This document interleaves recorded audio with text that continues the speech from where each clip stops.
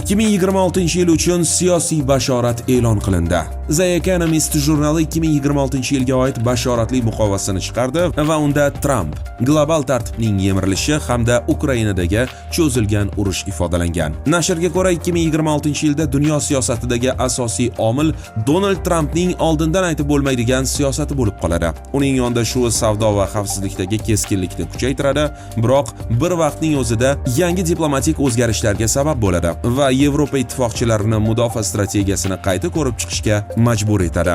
AQShning 250 yilligi arafasida mamlakat siyosiy qutublanish davriga kiradi. Xalqaro tartib esa aniq qoidalardan yiroqlashadi. Bashoratga ko'ra Ukrainadagi urush 2026-yilda ham davom etadi.